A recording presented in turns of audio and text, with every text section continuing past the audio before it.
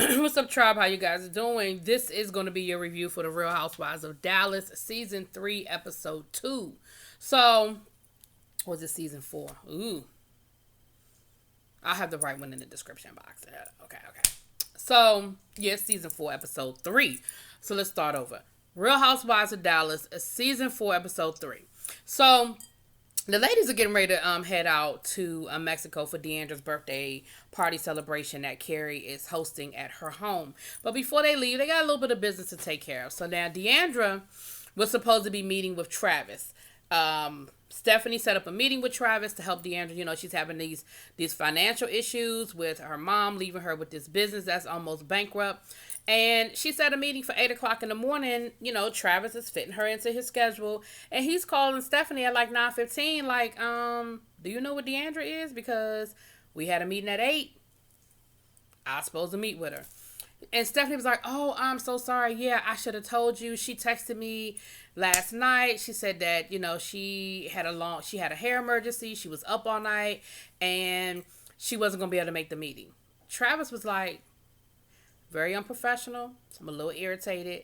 You know, I fit her into my schedule. I've been waiting on her an hour at the very least.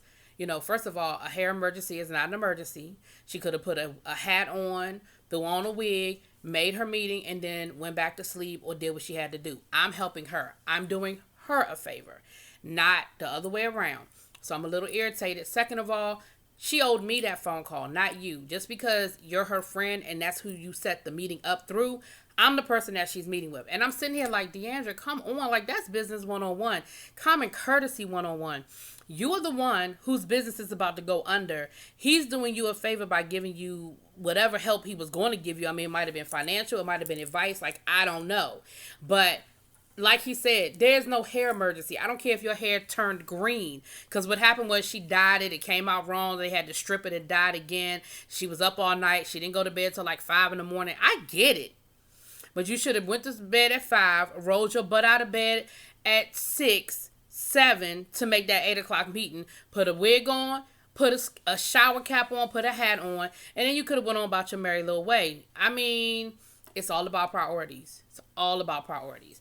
So he ended up calling her, and he left a nice, nasty message for her, basically saying, look, I've been waiting on you. It was a little unprofessional. I don't really appreciate my time being wasted. I ain't mad at you, Travis. I ain't mad at you at all.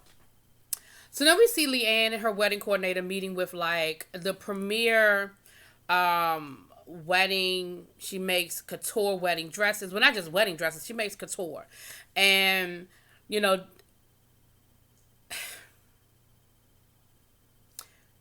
I sort of... Leanne, we know Leanne doesn't have any money. I mean, that didn't come out right. We know Leanne isn't as rich as the rest of these ladies because Leanne has a little bit of change, but she's not rich, you know, like these ladies. And a lot of people are doing favors for her to make this wedding work because she's done so much for them. And so, first of all, you already waited too long to even go try to get this dress made because when a woman asked her when she needed the dress by, she was like 6 weeks, and the lady was like, okay, I normally get 6 months.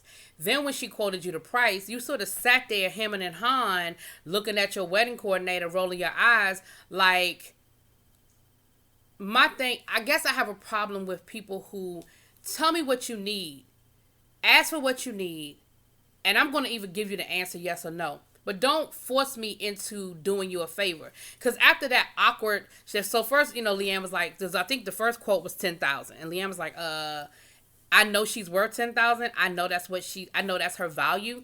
If I could afford it, I'd cut her a check with no argument. I don't have it.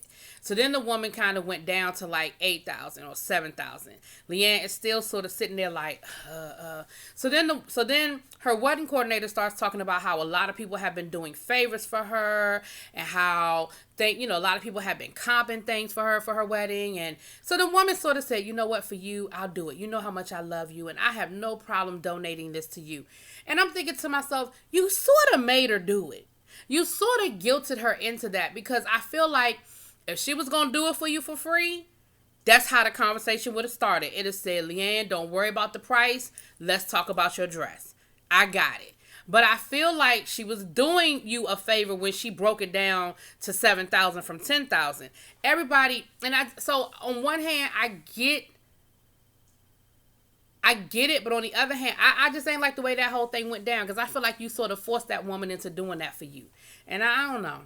I don't know. That ain't sit right with me. That sort of sat little funny on my spirit a little bit. So we see Stephanie meet with her life coach, right? And Stephanie is doing so much better these days, right? She's doing a lot better as far as where she is and how she feels about herself, but it is a constant struggle. And when I look at Stephanie, it's always that grass is greener type situation. Stephanie has dealt with self-esteem her whole life, and she's even had a suicide attempt in her past. And she said that she's battled self-esteem her whole life. And when you look at Stephanie, you say she's beautiful, she's got a beautiful body, she's got a great husband, she's got 2 good kids. She doesn't have to think about money. She doesn't have to worry about money. Like, so from the outside looking in, you say, oh, this woman has got this great life. But then you see her focus. You see that she struggles with something as basic as self-love.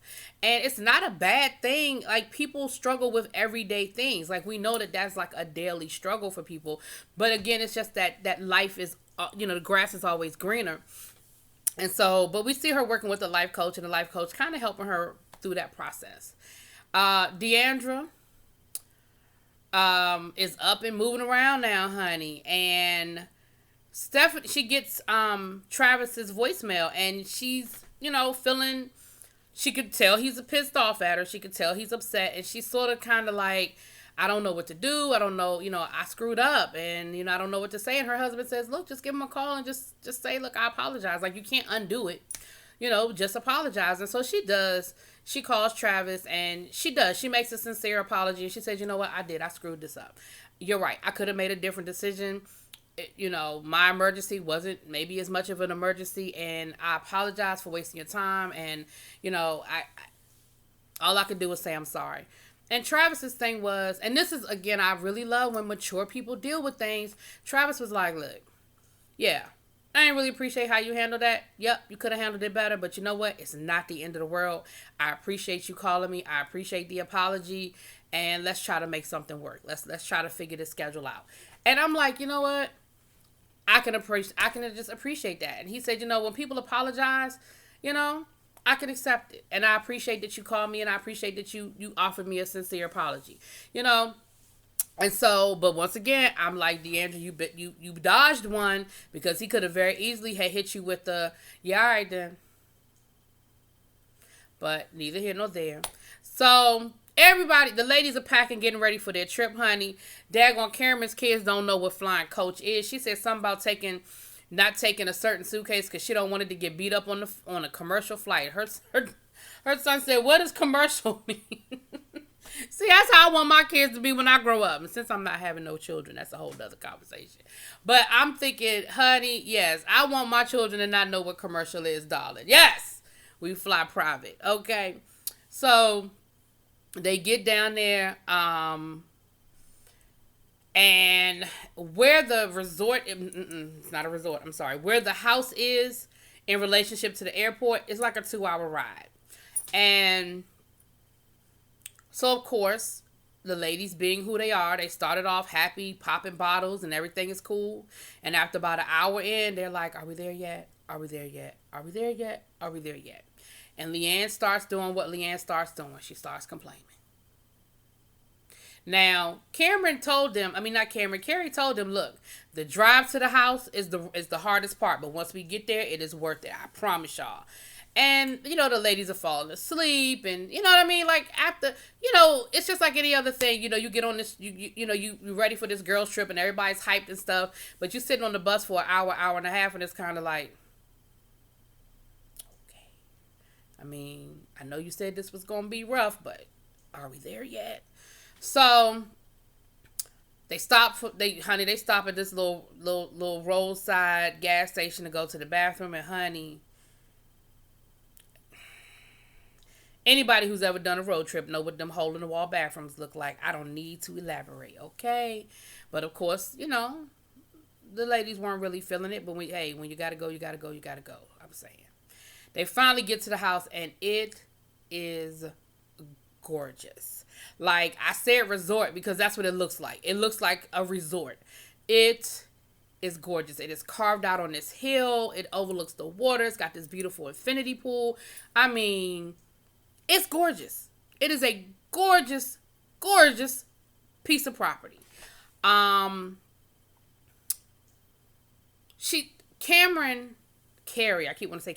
Carrie starts showing the ladies around, giving them a tour of the home. And who was complaining? Leanne.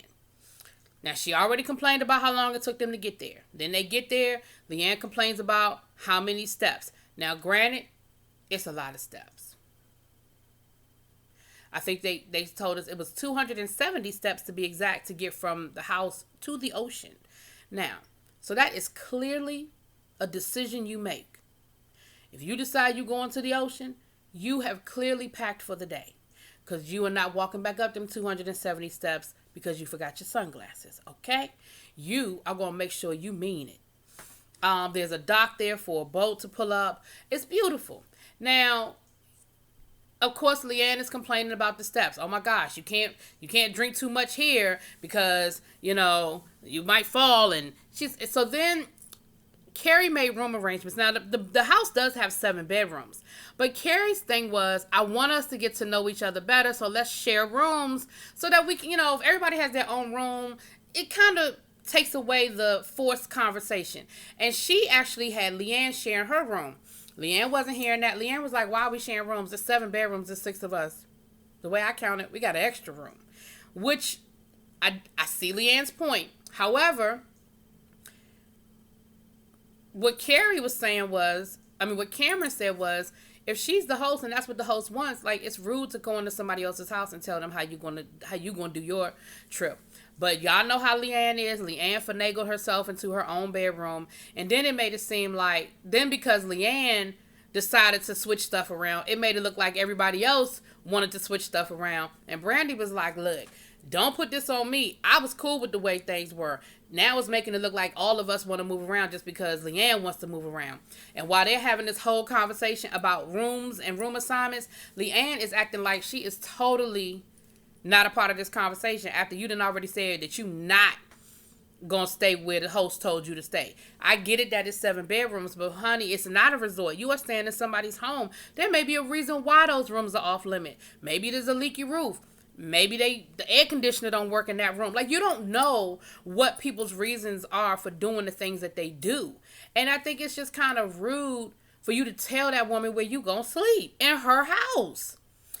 Then they're all kind of hanging out by the hammock, and there's like, it's like these mountains, and it's like one of those bridges that connects the mountain. Now, granted, it's probably not a bridge that I would voluntarily walk across either. But Leanne starts talking about how, she wouldn't get on that bridge, and it's a bridge to nowhere, and there's probably nothing on the other side anyway. And Carrie is like, me and my family walk across that bridge all the time. It's beautiful down there.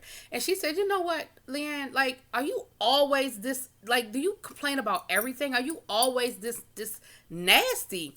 So y'all know Leanne, now she in her feelings, honey. Now all of a sudden she's being attacked and she's the victim. And how dare she talk to me like that? Why would she talk to me like that? I can't believe she said that to me. What does she mean I'm always complaining? I'm not complaining. I was just making some statements. But y'all know Bravo being shady. Y'all know how shady Bravo is. Y'all know they played it back and they showed every time Leanne had been complaining since they got there. And she had been. And of course, Cameron and Leanne are friends now. So, of course, Leanne is talking to Cameron about it. And Cameron's like, no, I don't think you were rude. I don't think that was disrespectful. I think she kind of came off kind of rude to you. But then Stephanie is having a conversation with Carrie. And, they're pretty much basically having Leanne was rude and it was disrespectful, and I felt like she was rude to you as the host. So y'all know what's already starting. We already starting to see these people separate. We seeing these 2 camps, right? They have dinner that night, and once again, here go Leanne. They're having it's a traditional Mexican dish, and I forgot I think it was some sort of beet salad or something like that. And Leanne was like, no, I think I'll just stick to regular salad. No. And again, there's a way that you don't have to eat what's on your plate without being rude about it or without being loud and rude about it. But again, It's Leanne. So they're having dinner. Brandy ends up excusing herself from dinner because Brandy wasn't feeling well. And I don't think it was drunk. Like, we've seen Brandy get drunk. We know what happens when Brandy gets drunk. I think Brandy was having an attack of, what do they call it, Montezuma? When you go down to Mexico and stuff don't sit right on your stomach. I think that's what was happening with Brandy. So Brandy ended up in the room for the night. She excused herself from dinner. So they get to having a conversation around the dinner table, and we find out that Deandra actually dated Carrie's husband's brother before she got married, obviously. And she, Deandra was like, if I knew that this was this was the family home, I might have stuck around a little longer, And it was a cute little conversation or whatever. And Carrie got a chance to share a little bit about her backstory with her husband and how they met and everything like that. So then they got on the conversation. They got on the conversation of, I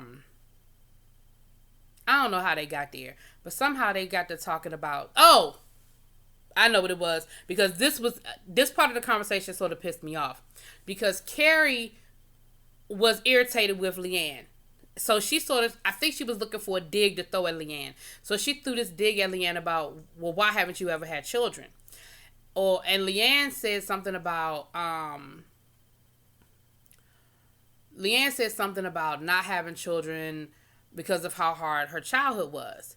And, y'all know Leanne's sob story. Y'all know how she can go there about being raised in the circus and all that other stuff, that a carnival and all that other stuff. So then Carrie starts to say, we've all had a hard, childhood, but, it doesn't mean you can't. And see, that is one of my biggest pet peeves. When people feel like, first of all, they feel like that they get to have an opinion on on the decisions you've made in your life. And that's one of the things when I tell people I don't have children, they automatically feel like they get to weigh in on my decision. You don't. Because first of all, you don't know why I didn't have children.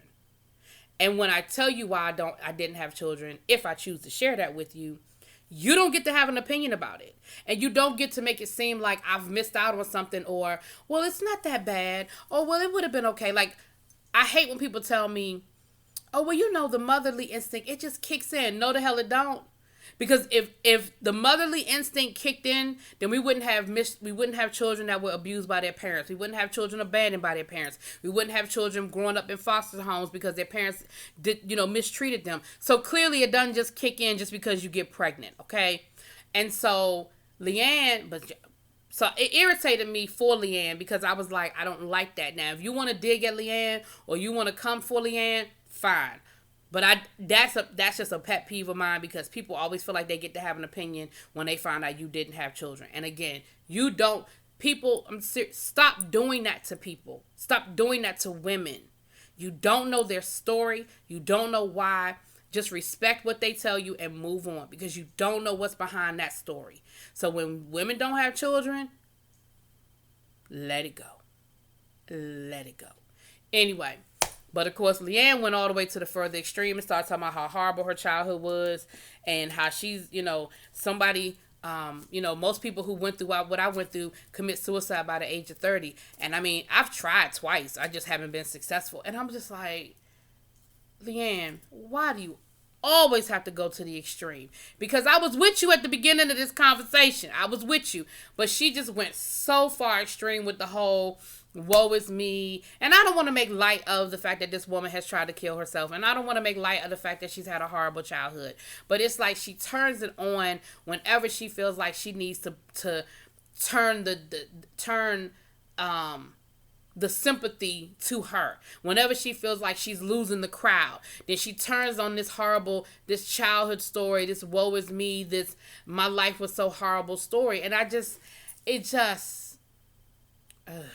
and, of course, it's a sore spot for Deandra, because Deandra's father did commit suicide. So for her, the whole suicide thing is a sore spot. And then, of course, Stephanie also at one point tried to commit suicide. So, it just brought up a whole lot with that.